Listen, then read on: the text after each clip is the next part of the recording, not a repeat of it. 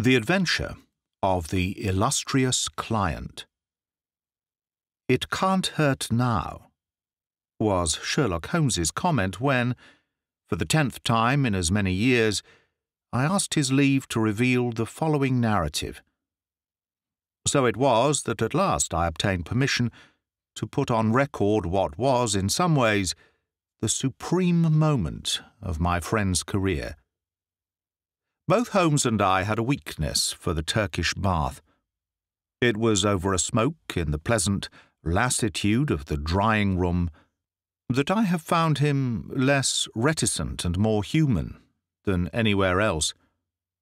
On the upper floor of the Northumberland Avenue establishment there is an isolated corner where two couches lie side by side, and it was on these that we lay upon September 3rd, 1902, the day when my narrative begins.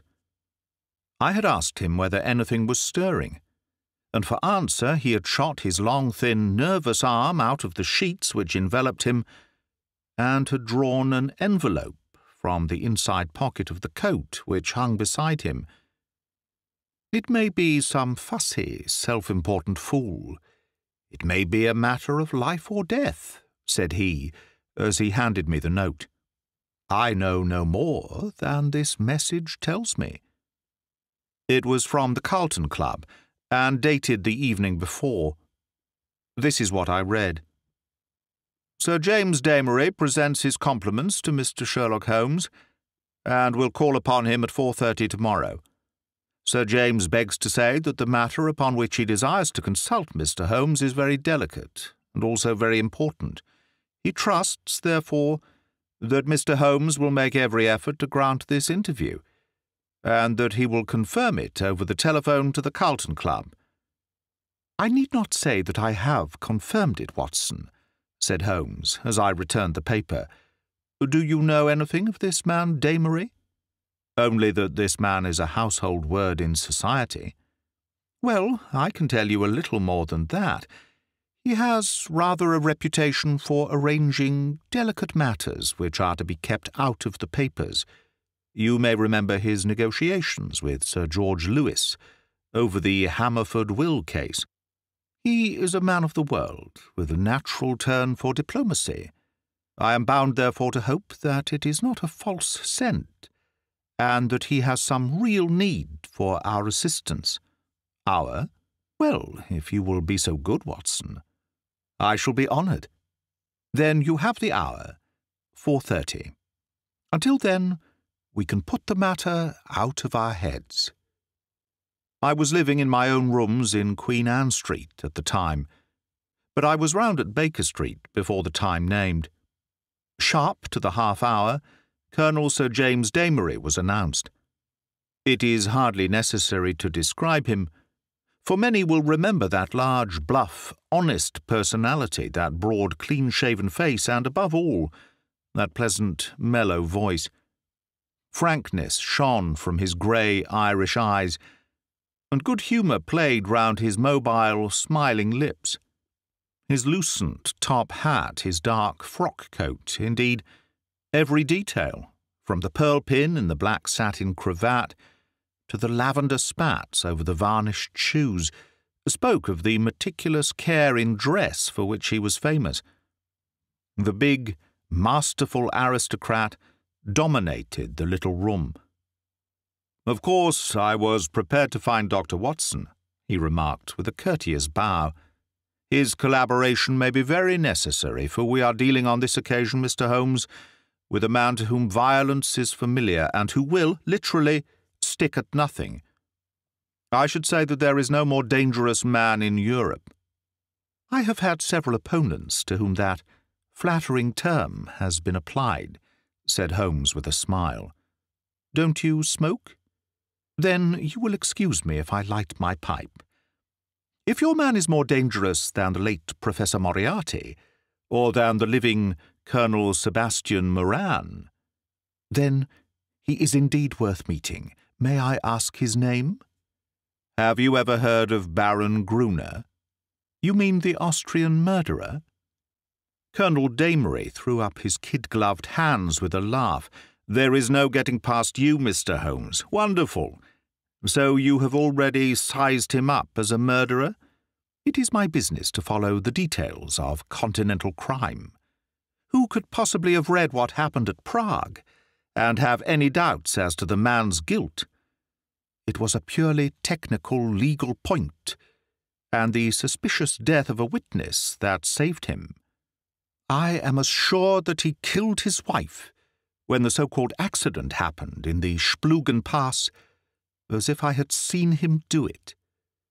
I knew also that he had come to England and had a presentiment that sooner or later he would find me some work to do. Well, what has Baron Gruner been up to? I presume it is not this old tragedy which has come up again. No, it is more serious than that. To revenge crime is important, but to prevent it is more so. It is a terrible thing, Mr. Holmes, to see a dreadful event, an atrocious situation, preparing itself before your eyes, to clearly understand whither it will lead, and yet to be utterly unable to avert it. Can a human being be placed in a more trying position? Perhaps not. Then you will sympathize with the client in whose interests I am acting.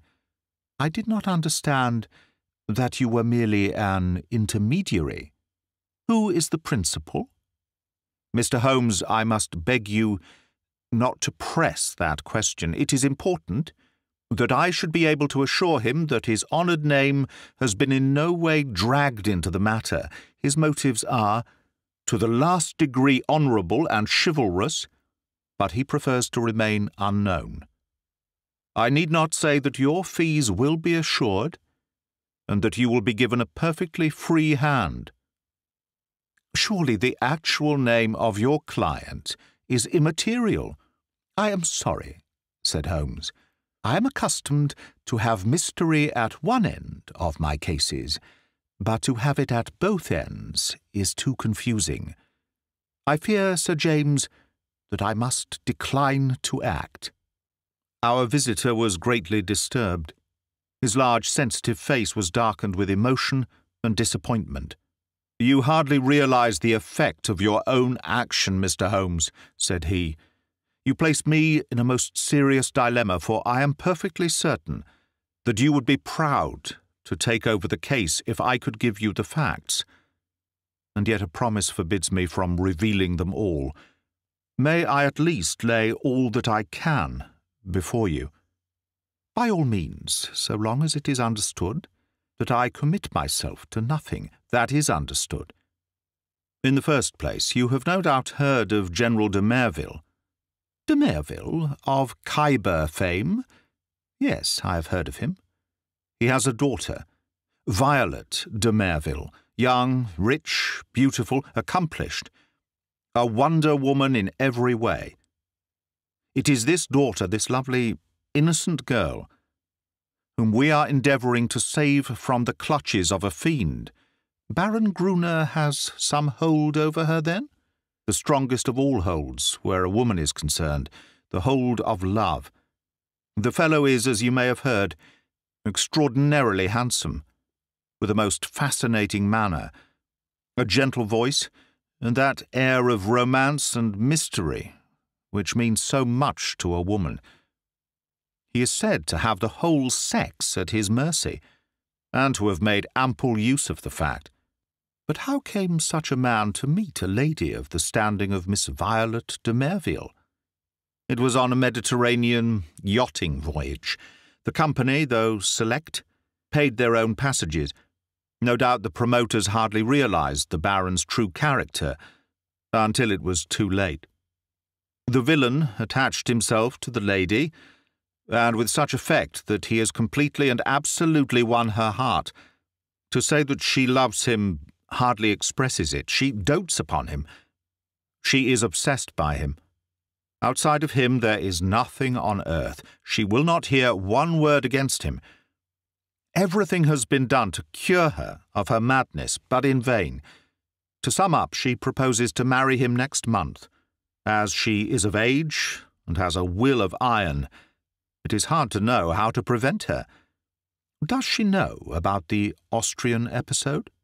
The cunning devil has told her every unsavoury public scandal of his past life, but always in such a way as to make himself out to be an innocent martyr. She absolutely accepts his version and will listen to no other. Dear me, but surely you have inadvertently let out the name of your client. It is no doubt General de Merville. Our visitor fidgeted in his chair. I could deceive you by saying so, Mr. Holmes, but it would not be true. De Merville is a broken man. The strong soldier has been utterly demoralized by this incident. He has lost the nerve which never failed him on the battlefield and has become a weak, doddering old man, utterly incapable of contending with a brilliant, forceful rascal like this Austrian. My client, however, is an old friend, one who has known the General intimately for many years and taken a paternal interest in this young girl since she wore short frocks. He cannot see this tragedy consummated without some attempt to stop it. There is nothing in which Scotland Yard can act.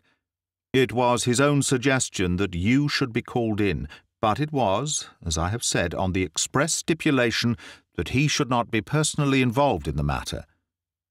I have no doubt, Mr. Holmes, with your great powers you could easily trace my client back through me. But I must ask you as a point of honour to refrain from doing so, and not to break in upon his incognito. Holmes gave a whimsical smile. I think I may safely promise that, said he. I may add that your problem interests me, and that I shall be prepared to look into it. How shall I keep in touch with you? The Carlton Club will find me, but in case of emergency there is a private telephone call, XX31. Holmes noted it down and sat, still smiling, with the open memorandum book upon his knee. The Baron's present address, please. Vernon Lodge, near Kingston. It is a large house. He has been fortunate in some rather shady speculations and is a rich man, which naturally makes him a more dangerous antagonist. Is he at home at present? Yes. Apart from what you have told me, can you give me any further information about the man? He has expensive tastes. He is a horse fancier. For a short time he played polo at Hurlingham, but then this Prague affair got noised about, and he had to leave. He collects books and pictures. He is a man with a considerable artistic side to his nature. He is, I believe, a recognized authority upon Chinese pottery, and has written a book upon the subject. A complex mind, said Holmes. All great criminals have that. My old friend Charlie Peace was a violin virtuoso. Wainwright was no mean artist. I could quote many more. Well, Sir James, you will inform your client that I am turning my mind upon Baron Gruner. I can say no more. I have some sources of information of my own, and I dare say we may find some means of opening the matter up. When our visitor had left us, Holmes sat so long in deep thought that it seemed to me that he had forgotten my presence. At last, however, he came briskly back to earth. Well, Watson, any views? He asked. I should think you had better see the young lady herself. My dear Watson, if her poor old broken father cannot move her, how shall I, a stranger, prevail? And yet there is something in the suggestion, if all else fails, but I think we must begin from a different angle. I rather fancy that Shinwell Johnson might be a help. I have not had occasion to mention Shinwell Johnson in these memoirs, because I have seldom drawn my cases from the latter phases of my friend's career. During the first years of the century, he became a valuable assistant. Johnson, I grieve to say, made his name first as a very dangerous villain, and served 2 terms at Parkhurst. Finally, he repented and allied himself to Holmes, acting as his agent in the huge criminal underworld of London, and obtaining information which often proved to be of vital importance. Had Johnson been a narc of the police, he would soon have been exposed. but as he dealt with cases which never came directly into the courts, his activities were never realized by his companions. With the glamour of his 2 convictions upon him, he had the entree of every nightclub, doss house, and gambling den in the town, and his quick observation and active brain made him an ideal agent for gaining information. It was to him that Sherlock Holmes now proposed to turn. It was not possible for me to follow the immediate steps taken by my friend, for I had some pressing professional business of my own. But I met him by appointment that evening at Simpson's, where, sitting at a small table in the front window, and looking down at the rushing stream of life in the Strand, he told me something of what had passed. "Johnson is on the prowl," said he. "He may pick up some garbage in the darker recesses of the underworld, for it is down there, amid the black roots of crime, that we must hunt for this man's secrets. But if the lady will not accept what is already known, why should any fresh discovery of yours turn her from her purpose? Who knows, Watson? Woman's heart and mind are insoluble puzzles to the male. Murder might be condoned or explained, and yet some smaller offence might rankle. Baron Gruner remarked to me—" "He remarked to you? Oh, to be sure. I had not told you of my plans. Well, Watson, I love to come to close grips with my man. I like to meet him eye to eye, and read for myself the stuff that he is made of. When I had given Johnson his instructions, I took a cab out to Kingston, and found the Baron in a most affable mood. Did he recognize you? There was no difficulty about that, for I simply sent in my card. He is an excellent antagonist, cool as ice, silky-voiced and soothing as one of your fashionable consultants, and poisonous as a cobra. He has breeding in him, a real aristocrat of crime, with a superficial suggestion of afternoon tea, and all the cruelty of the grave behind it. Yes, I am glad to have had my attention called to Baron Adalbert Gruner. You say he was affable. A purring cat who thinks he sees prospective mice. Some people's affability is more deadly than the violence of coarser souls. His greeting was characteristic. "I rather thought I should see you sooner or later, Mr. Holmes," said he. "You have been engaged, no doubt, by General de Merville, to endeavour to stop my marriage with his daughter Violet. That is so, is it not?" I acquiesced.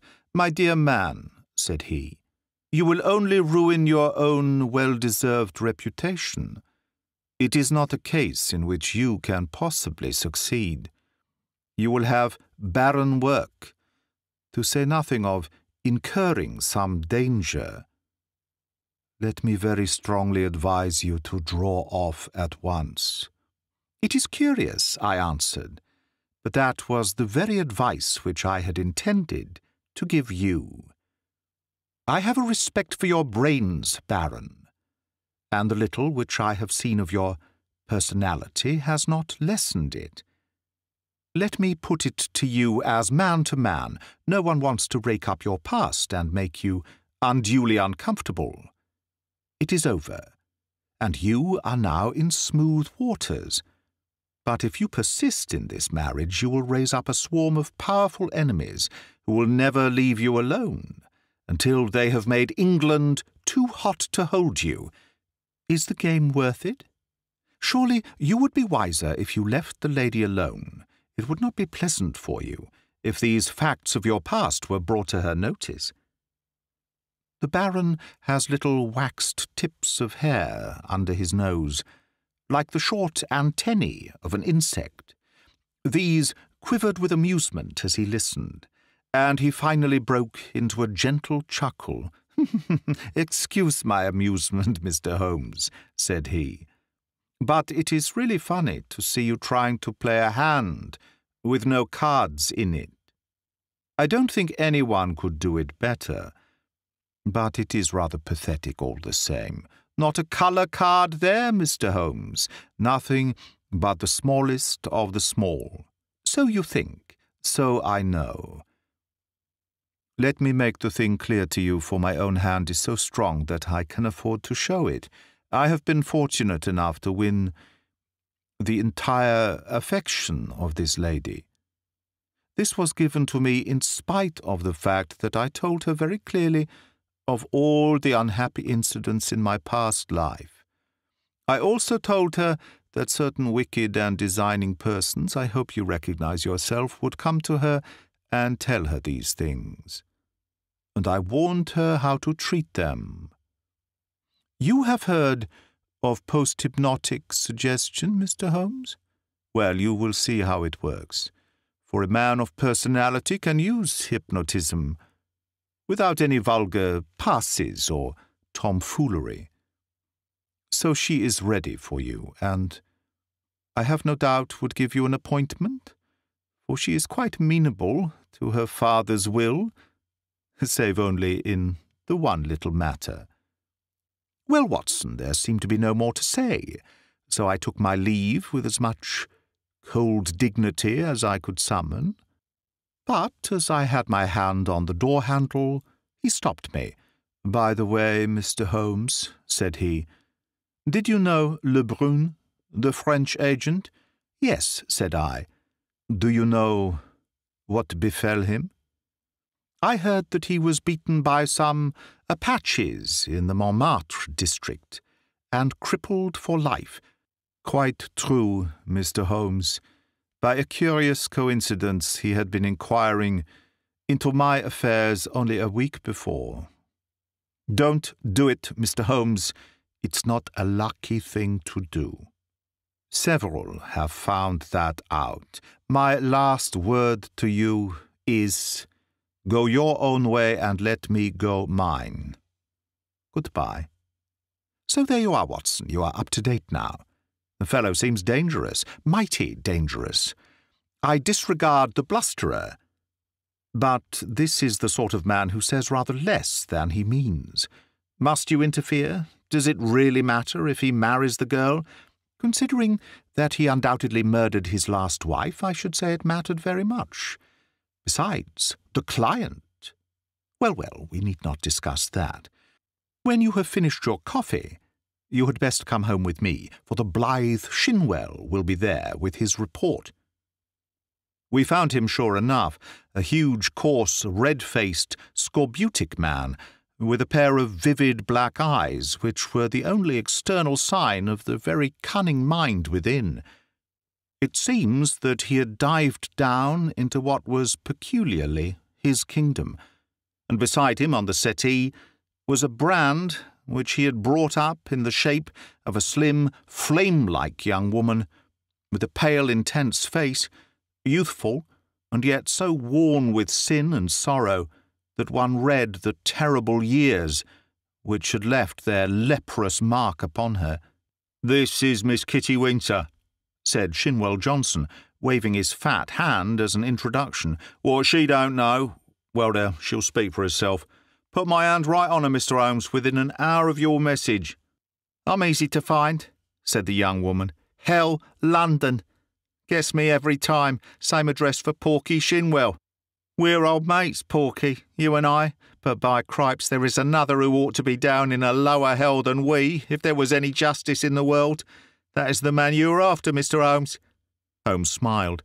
"I gather we have your good wishes, Miss Winter. If I can help to put him where he belongs, I'm yours to the rattle," said our visitor with fierce energy.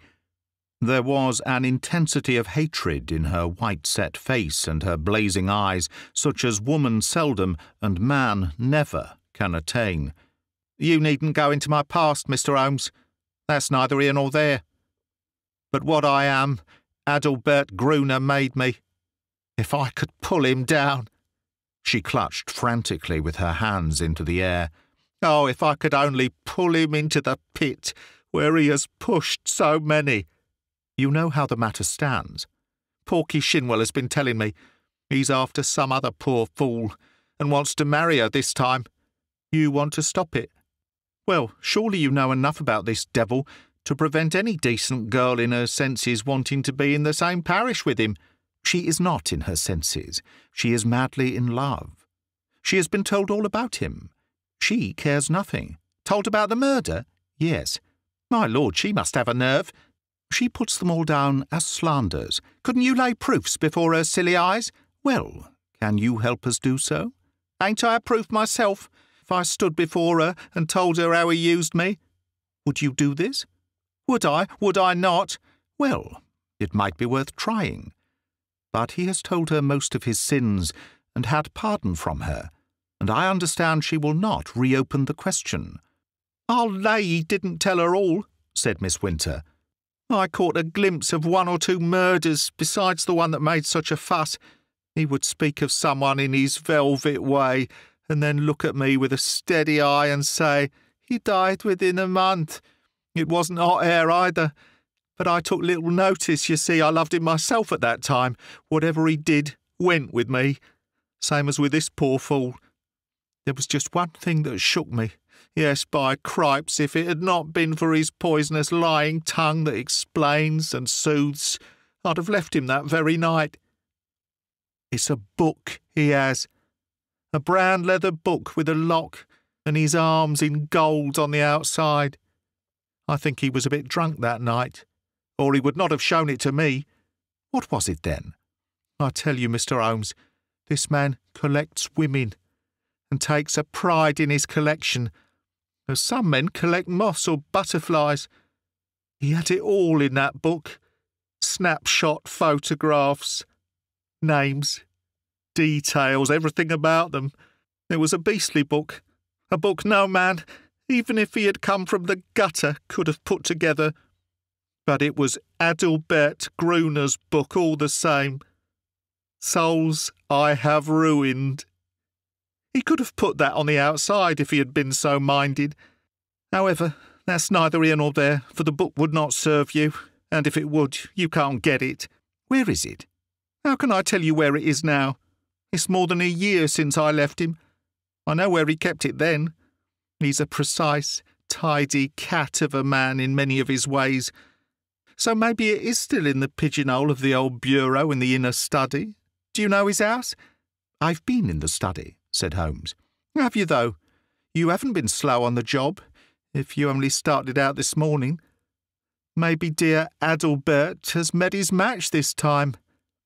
The outer study is the one with the Chinese crockery in it, big glass cupboard between the windows.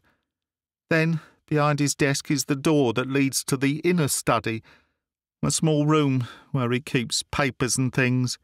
Is he not afraid of burglars? Adalbert is no coward. His worst enemy couldn't say that of him. He can look after himself. There's a burglar alarm at night.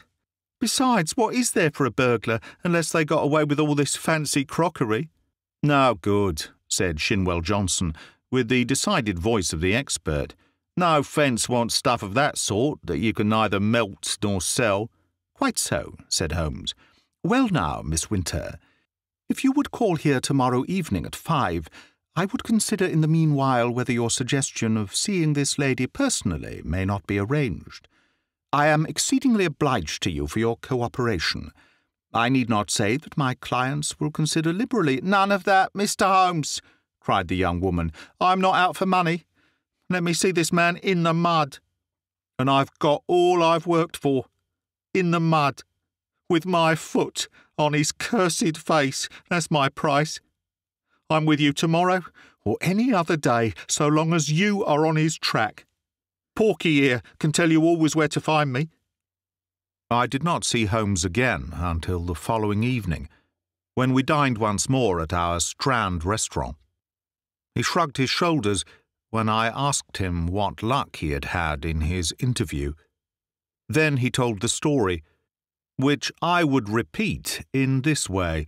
His hard, dry statement needs some little editing to soften it into the terms of real life. There was no difficulty at all about the appointment, said Holmes, for the girl glories in showing abject filial obedience in all secondary things, in an attempt to atone for her flagrant breach of it in her engagement. The General phoned that all was ready, and the fiery Miss W. turned up according to schedule, so that at 5:30 a cab deposited us outside 104 Berkeley Square, where the old soldier resides, one of those awful grey London castles which would make a church seem frivolous. A footman showed us into a great yellow-curtained drawing-room, and there was the lady awaiting us, demure, pale, self-contained, as inflexible and remote as a snow image on a mountain. I don't quite know how to make her clear to you, Watson. Perhaps you may meet her before we are through, and you can use your own gift of words. She is beautiful, but with the ethereal otherworld beauty of some fanatic whose thoughts are set on high. I have seen such faces in the pictures of the old masters of the Middle Ages. How a beast man could have laid his vile paws upon such a being of the beyond, I cannot imagine.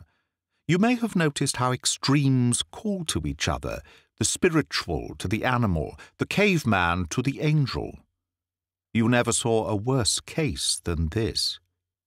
She knew what we had come for, of course. That villain had lost no time in poisoning her mind against us. Miss Winter's advent rather amazed her, I think, but she waved us into our respective chairs like a reverend abbess receiving two rather leprous mendicants. If your head is inclined to swell, my dear Watson, take a course of Miss Violet de Merville. "Well, sir," said she in a voice like the wind from an iceberg, "your name is familiar to me. You have called, as I understand, to malign my fiancé, Baron Gruner. It is only by my father's request that I see you at all, and I warn you in advance that anything you can say could not possibly have the slightest effect upon my mind. I was sorry for her, Watson. I thought of her for the moment as I would have thought of a daughter of my own. I am not often eloquent. I use my head, not my heart. But I really did plead with her, with all the warmth of words that I could find in my nature. I pictured to her the awful position of the woman who only wakes to a man's character after she is his wife, a woman who has to submit to be caressed by bloody hands and lecherous lips. I spared her nothing. The shame, the fear, the agony, the hopelessness of it all. All my hot words could not bring one tinge of colour to those ivory cheeks, or one gleam of emotion to those abstracted eyes. I thought of what the rascal had said about a post-hypnotic influence. One could really believe that she was living above the earth in some ecstatic dream. Yet there was nothing indefinite in her replies. "I have listened to you with patience, Mr. Holmes," said she. "The effect upon my mind is exactly as predicted.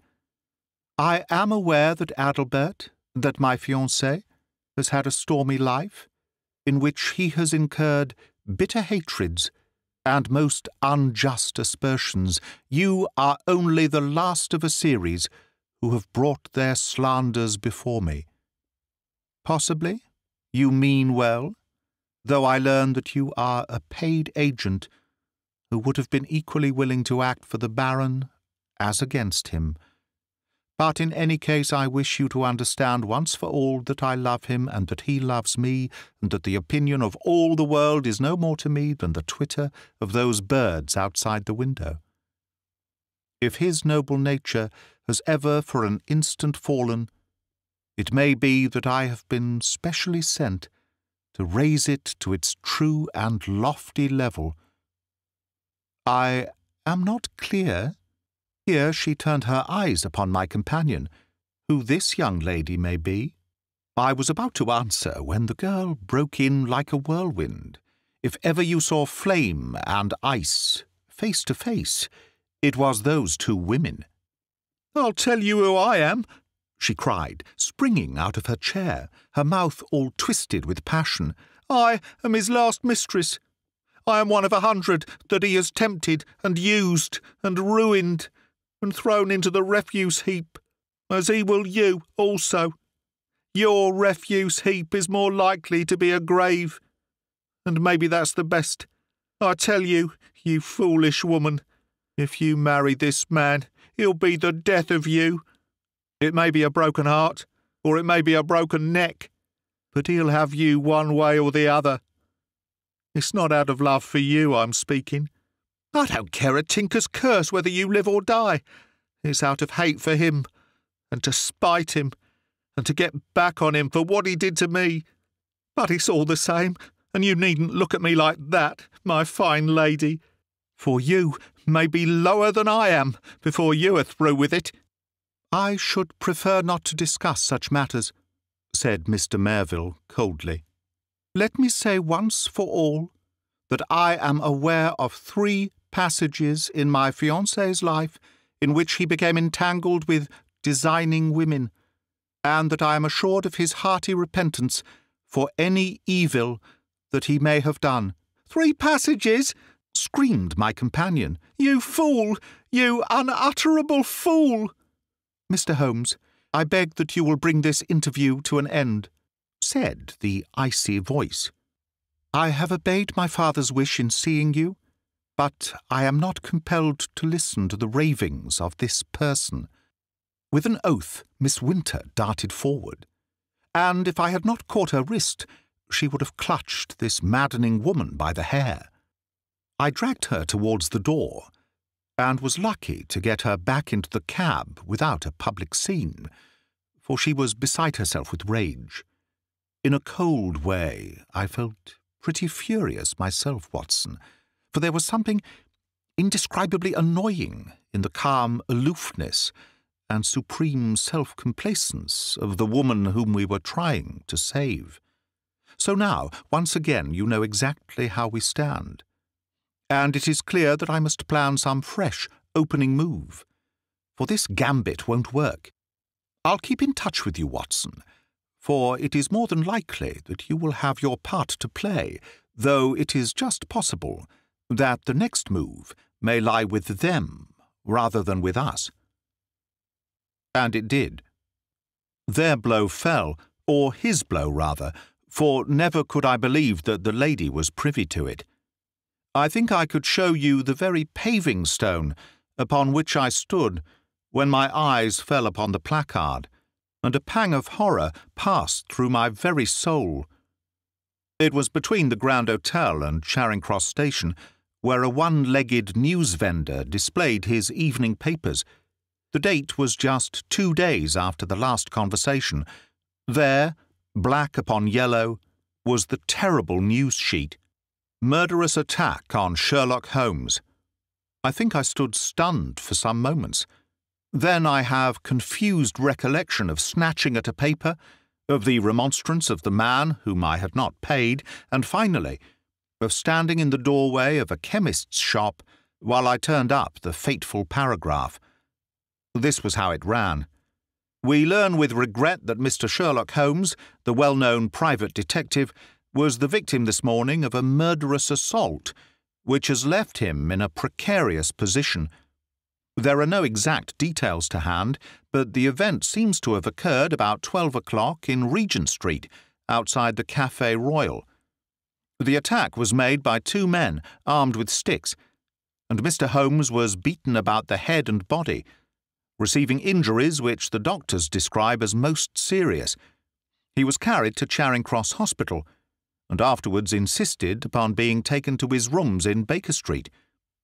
The miscreants who attacked him appear to have been respectably dressed men, who escaped from the bystanders by passing through the Café Royal and out into Glasshouse Street behind it. No doubt they belonged to that criminal fraternity which has so often had occasion to bewail the activity and ingenuity of the injured man. I need not say that my eyes had hardly glanced over the paragraph before I had sprung into a hansom and was on my way to Baker Street. I found Sir Leslie Oakshott, the famous surgeon, in the hall, and his brougham waiting at the curb. "No immediate danger," was his report. "2 lacerated scalp wounds and some considerable bruises. Several stitches have been necessary.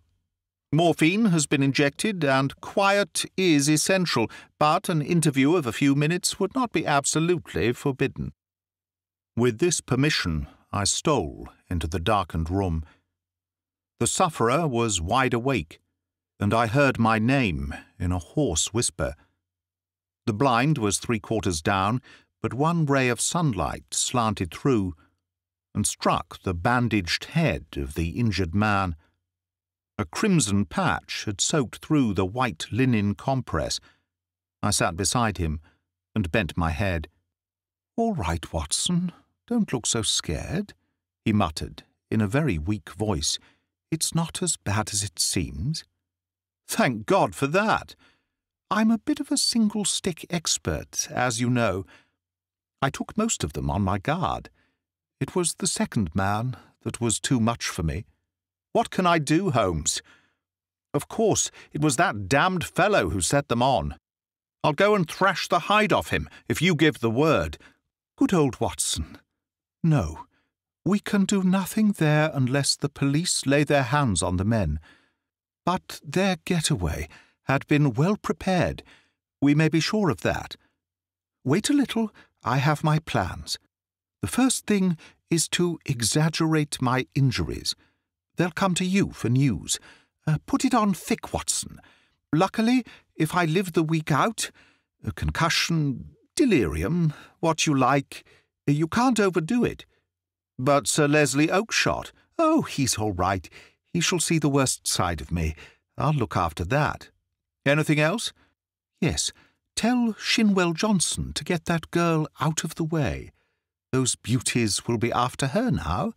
They know, of course, that she was with me in the case. If they dared to do me in, it is not likely they will neglect her. That is urgent. Do it tonight." "I'll go now. Anything more?" "Put my pipe on the table, and the tobacco slipper." "Right. Come in each morning, and we will plan our campaign." I arranged with Johnson that evening to take Miss Winter to a quiet suburb and see that she lay low until the danger was past. For 6 days, the public were under the impression that Holmes was at the door of death. The bulletins were very grave, and there were sinister paragraphs in the papers. My continual visits assured me that it was not so bad as that. His wiry constitution and his determined will were working wonders. He was recovering fast, and I had suspicions at times that he was really finding himself faster than he pretended even to me. There was a curious, secretive streak in the man which led to many dramatic effects, but left even his closest friend guessing as to what his exact plans might be. He pushed to an extreme the axiom that the only safe plotter was he who plotted alone. I was nearer him than anyone else, and yet I was always conscious of the gap between. On the 7th day the stitches were taken out, in spite of which there was a report of erysipelas in the evening papers. The same evening papers had an announcement which I was bound, sick or well, to carry to my friend. It was simply that among the passengers on the Cunard boat Ruritania, starting from Liverpool on Friday, was the Baron Adalbert Gruner, who had some important financial business to settle in the States before his impending wedding to Miss Violet de Merville, only daughter of etc., etc. Holmes listened to the news with a cold, concentrated look upon his pale face, which told me that it hit him hard. "Friday!" he cried. "Only 3 clear days. I believe the rascal wants to put himself out of danger's way, but he won't, Watson. By the Lord Harry, he won't. Now, Watson, I want you to do something for me. I am here to be used, Holmes. Well, then, spend the next 24 hours in an intensive study of Chinese pottery." He gave no explanations, and I asked for none. By long experience I had learned the wisdom of obedience. But when I had left his room, I walked down Baker Street, revolving in my head how on earth I was to carry out so strange an order. Finally, I drove to the London Library in St. James's Square, put the matter to my friend Lomax, the sub-librarian, and departed to my rooms with a goodly volume under my arm. It is said that the barrister who crams up a case with such care that he can examine an expert witness upon the Monday has forgotten all his forced knowledge before the Saturday. Certainly I should not like now to pose as an authority upon ceramics. And yet all that evening, and all that night, with a short interval for rest, and all next morning, I was sucking in knowledge and committing names to memory. There I learned of the hallmarks of the great artist-decorators, of the mystery of cyclical dates, the marks of the Hung Wu, and the beauties of Yung Lo, the writings of Tang Ying, and the glories of the primitive period of the Sung and the Yuan. I was charged with all this information when I called upon Holmes next evening. He was out of bed now, though you would not have guessed it from the published reports, and he sat with his much bandaged head resting upon his hand in the depth of his favourite armchair. "Why, Holmes," I said, "if one believed the papers, you are dying." "That," said he, "is the very impression which I intended to convey. And now, Watson, have you learned your lessons? At least I have tried to. Good. You could keep up an intelligent conversation on the subject? I believe I could. Then hand me that little box from the mantelpiece." He opened the lid and took out a small object, most carefully wrapped in some fine Eastern silk. This he unfolded and disclosed a delicate little saucer of the most beautiful deep blue colour. "It needs careful handling, Watson. This is the real eggshell pottery of the Ming dynasty. No finer piece ever passed through Christie's. A complete set of this would be worth a king's ransom. In fact, it is doubtful if there is a complete set outside the imperial palace of Peking. The sight of this would drive a real connoisseur wild. What am I to do with it?" Holmes handed me a card, upon which was printed, "Dr. Hill Barton, 369 Half Moon Street." "That is your name for the evening, Watson. You will call upon Baron Gruner. I know something of his habits, and at 8:30 he would probably be disengaged. A note will tell him in advance that you are about to call, and you will say that you are bringing him a specimen of an absolutely unique set of Ming china. You may as well be a medical man, since that is a part which you can play without duplicity. You are a collector. This set has come your way. You have heard of the Baron's interest in the subject, and you are not averse to selling at a price. What price? Well asked, Watson. You would certainly fall down badly if you did not know the value of your own wares. This saucer was got for me by Sir James, and comes, I understand, from the collection of his client. You will not exaggerate if you say that it could hardly be matched in the world. I could perhaps suggest that the set should be valued by an expert. Excellent, Watson. You scintillate today. Suggest Christie or Sotheby. Your delicacy prevents your putting a price for yourself. But if he won't see me, oh yes, he will see you. He has the collection mania in its most acute form, and especially on this subject, on which he is an acknowledged authority. Sit down, Watson, and I will dictate the letter. No answer needed. You will merely say that you are coming, and why. It was an admirable document, short, courteous, and stimulating to the curiosity of the connoisseur. A district messenger was duly dispatched with it.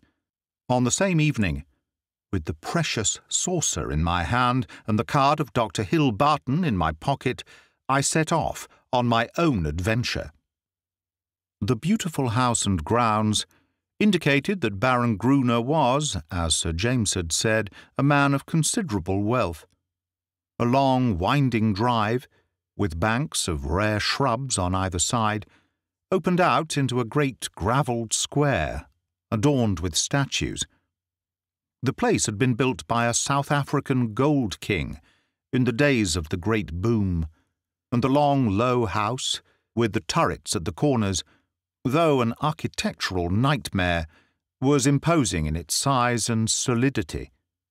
A butler, who would have adorned a bench of bishops, showed me in, and handed me over to a plush-clad footman, who ushered me into the Baron's presence. He was standing at the open front of a great case which stood between the windows, and which contained part of his Chinese collection. He turned as I entered, with a small brown vase in his hand. "Pray, sit down, Doctor," said he.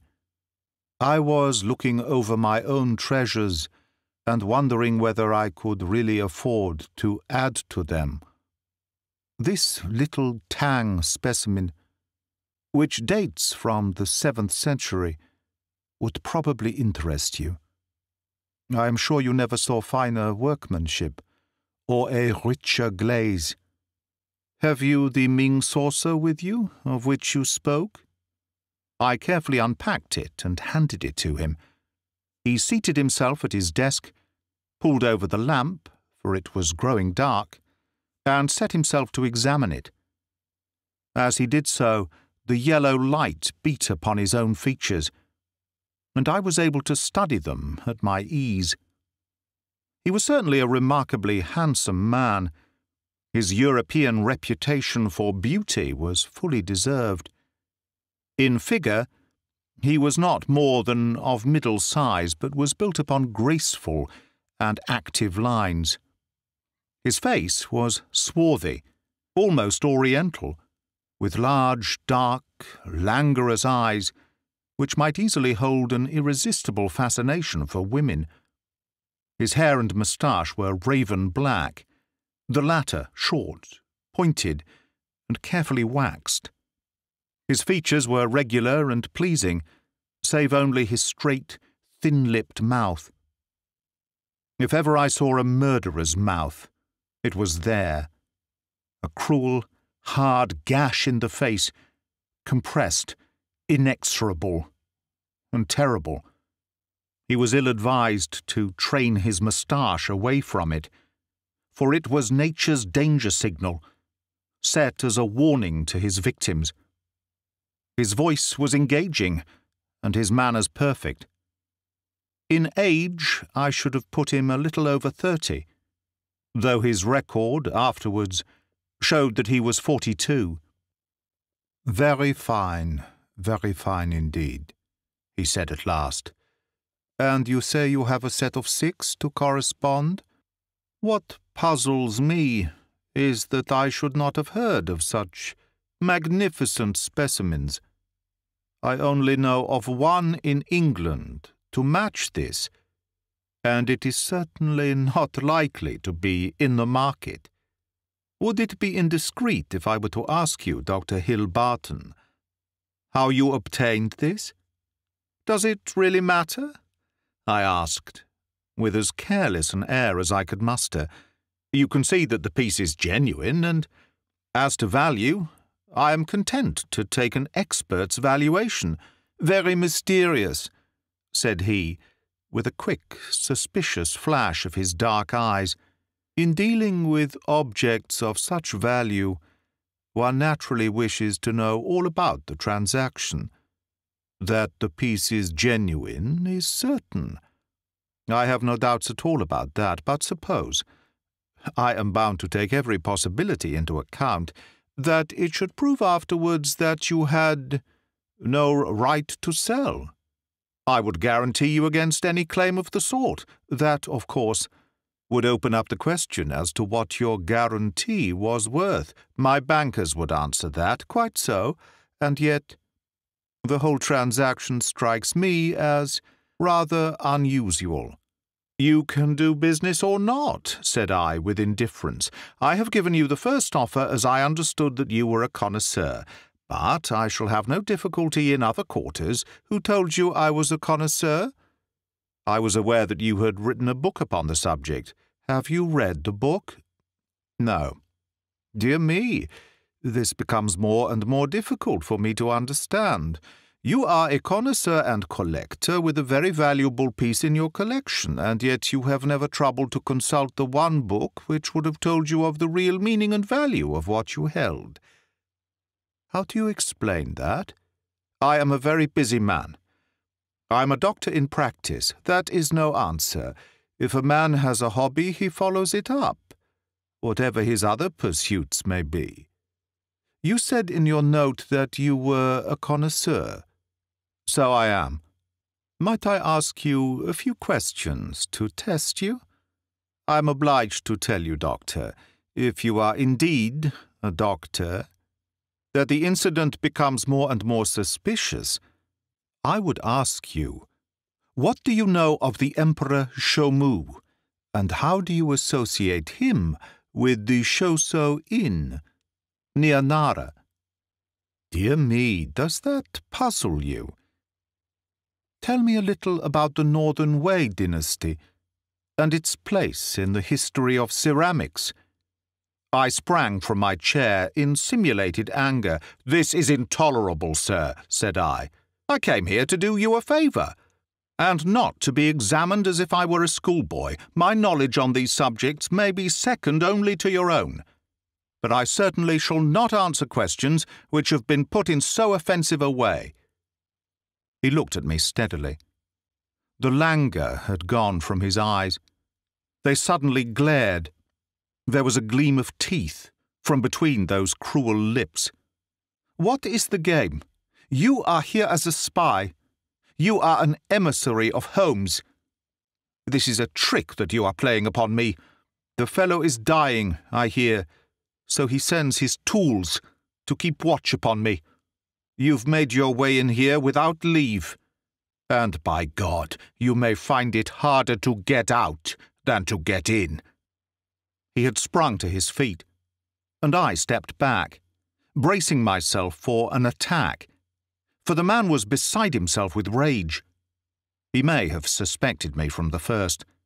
Certainly this cross-examination had shown him the truth, but it was clear that I could not hope to deceive him. He dived his hand into a side drawer and rummaged furiously. Then something struck upon his ear, for he stood listening intently. "Ah!" he cried. "Ah!" and dashed into the room behind him. 2 steps took me to the open door, and my mind will ever carry a clear picture of the scene within.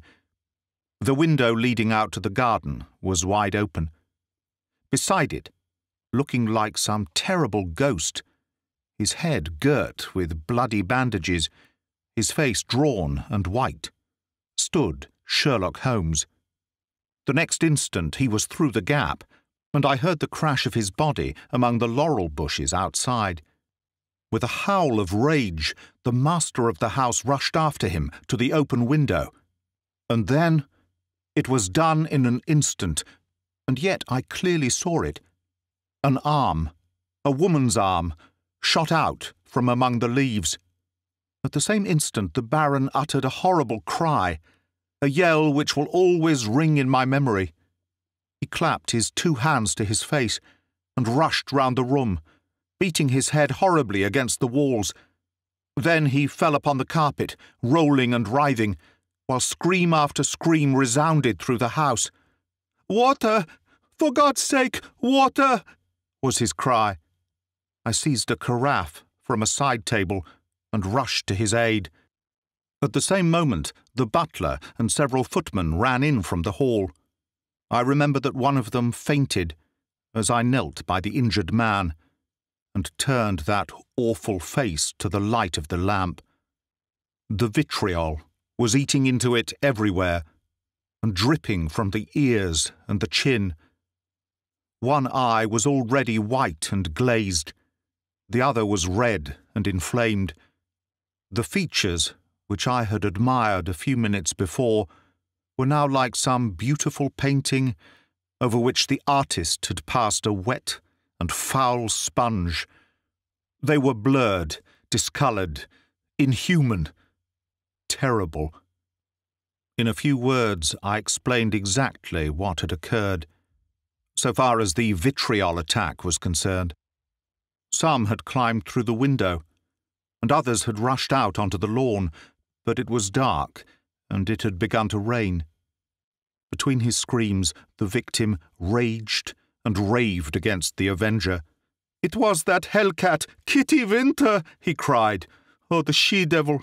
She shall pay for it! She shall pay! Oh, God in heaven! This pain is more than I can bear!" I bathed his face in oil, put cotton wadding on the raw surfaces, and administered a hypodermic of morphia.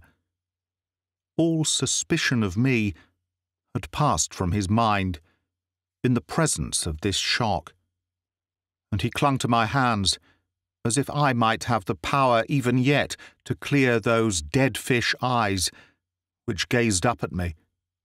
I could have wept over the ruin, had I not remembered very clearly the vile life which had led up to so hideous a change. It was loathsome to feel the pouring of his burning hands, and I was relieved when his family surgeon, closely followed by a specialist, came to relieve me of my charge. An inspector of police had also arrived, and to him I handed my real card. It would have been useless as well as foolish to do otherwise, for I was nearly as well known by sight at the Yard as Holmes himself. Then I left that house of gloom and terror. Within an hour I was at Baker Street. Holmes was seated in his familiar chair, looking very pale and exhausted. Apart from his injuries, even his iron nerves had been shocked by the events of the evening, and he listened with horror to my account of the Baron's transformation. "The wages of sin, Watson, the wages of sin," said he. "Sooner or later it will always come. God knows there was sin enough," he added, taking up a brown volume from the table. "Here is the book the woman talked of. If this will not break off the marriage, nothing ever could. But it will, Watson. It must. No self-respecting woman could stand it. It is his love diary, or his lust diary. Call it what you will. The moment the woman told us of it, I realized what a tremendous weapon was there, if we could but lay our hands on it. I said nothing at the time to indicate my thoughts, for this woman might have given it away. But I brooded over it. Then this assault upon me gave me the chance of letting the Baron think that no precautions need be taken against me. That was all to the good. I would have waited a little longer, but his visit to America forced my hand. He would never have left so compromising a document behind him. Therefore we had to act at once. Burglary at night is impossible. He takes precautions, but there was a chance in the evening. If I could only be sure that his attention was engaged, that was where you and your blue saucer came in. But I had to be sure of the position of the book, and I knew I had only a few minutes in which to act, for my time was limited by your knowledge of Chinese pottery. Therefore I gathered the girl up at the last moment. How could I guess what the little packet was that she carried so carefully under her cloak? I thought she had come altogether on my business. but it seems she had some of her own. He guessed I came from you. I feared he would. But you held him in play just long enough for me to get the book, though not long enough for an unobserved escape. Ah, Sir James, I am very glad you have come. Our courtly friend had appeared in answer to a previous summons. He listened with the deepest attention of Holmes's account of what had occurred. "You have done wonders, wonders!" he cried, when he had heard the narrative. "But if these injuries are as terrible as Dr. Watson describes, then surely our purpose of thwarting the marriage is sufficiently gained, without the use of this horrible book." Holmes shook his head. Women of the de Merville type do not act like that. She would love him the more as a disfigured martyr. No, it is his moral side, not his physical, which we have to destroy. That book will bring her back to earth, and I know nothing else that could. It is in his own writing. She cannot get past it. Sir James carried away both it and the precious saucer. As I was myself overdue, I went down with him into the street. A brougham was waiting for him. He sprang in, gave a hurried order to the cockaded coachman, and drove swiftly away. He flung his overcoat half out of the window to cover the armorial bearings upon the panel. But I had seen them, in the glare of our fanlight, none the less. I gasped with surprise. Then I turned back and ascended the stair to Holmes's room. "I have found out who our client is," I cried, bursting with my great news. "Why, Holmes, it is a loyal friend and a chivalrous gentleman," said Holmes, holding up a restraining hand. "Let that now, and forever, be enough for us." I do not know how the incriminating book was used. Sir James may have managed it, or, it is more probable, that so delicate a task was entrusted to the young lady's father. The effect, at any rate, was all that could be desired. 3 days later appeared a paragraph in the Morning Post to say that the marriage between Baron Adalbert Gruner and Miss Violet de Merville would not take place. The same paper had the first police court hearing of the proceedings against Miss Kitty Winter on the grave charge of vitriol throwing. Such extenuating circumstances came out in the trial that the sentence, as will be remembered, was the lowest that was possible for such an offence. Sherlock Holmes was threatened with a prosecution for burglary. But when an object is good and a client is sufficiently illustrious, even the rigid British law becomes human and elastic. My friend has not yet stood in the dock. That is the end of The Adventure of the Illustrious Client by Sir Arthur Conan Doyle. Read by Greg Wagland for Magpie Audio. 2020.